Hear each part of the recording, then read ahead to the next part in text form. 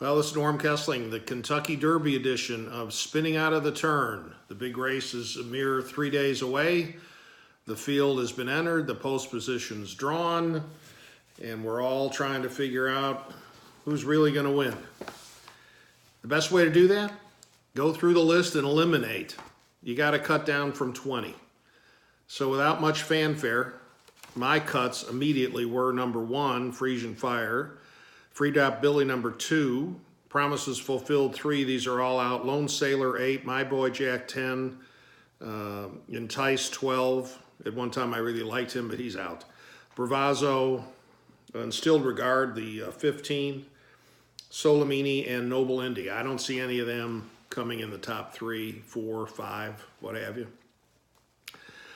Unfortunately, it comes down to that the favorites look all legitimate and very difficult to beat. But as we all know, that's why we have the horse race. Anything can happen. But sitting here today, I think we're going to see Justify, a deserving favorite.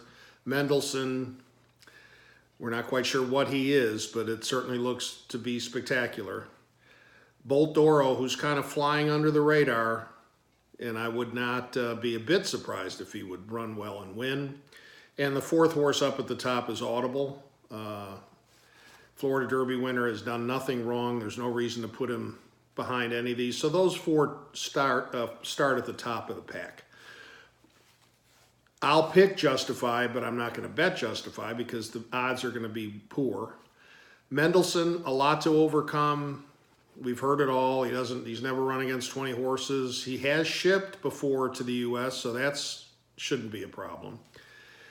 I'm relying more on him for his breeding, his half to Beholder and Into Mischief. Those very good horses. If anything pulls him through, I think that's going to be it. And his jockey Ryan Moore is one of the best in the world. So he has a lot going for him. I think he's going to show well, but it'll be hard to win. But he's certainly not beyond his scope of abilities.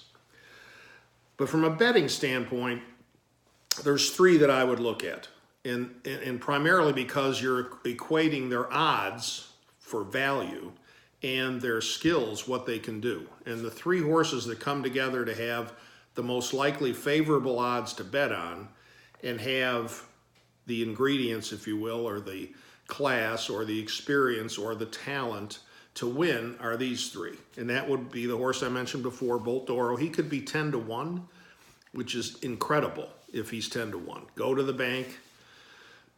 Back in 1983 or 4, the first Breeders' Cup, I said, bet the mortgage on Dancing Brave, who won the Arc de Triomphe, ran in the Breeders' Cup turf. Couldn't lose. Well, obviously, he lost. But Bolt d'Oro got a big shot. The other 2 that I would put in that same group are Hofburg, the Bill Mott trained horse. He's only run 3 times, but he looked very good down in Florida. He's improving. There's no question he can get the distance. His morning lights odd are 20-1. He could be anywhere from 15 to 30. Sadly, probably closer to 15, but even at that, he's certainly worth a bet. And the other horse I put in there, Good Magic, who was the champion last year. He had a race or 2 that weren't so good, but he's coming to form. His workouts are good. He looks good. Chad Brown knows how to get a horse ready. With all the other that I mentioned before, favorites, Good Magic could go off at 8, 9, or 10-1, which again is a tremendous return of value for that horse. So if you're looking for bets, Bolt d'Oro, Good Magic, Hofburg. Likely winner, Justify. But in any event, it's a one-time thing,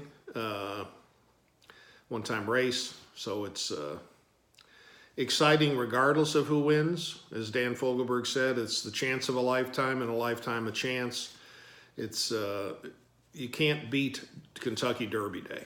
And even if you're not a horse racing fan, tune in to NBC around 6:40 Eastern time. Don't have to watch any of the show, just watch the race. It's the horse that matters, not all the people they're talking to. And enjoy the greatest 2 minutes of sports.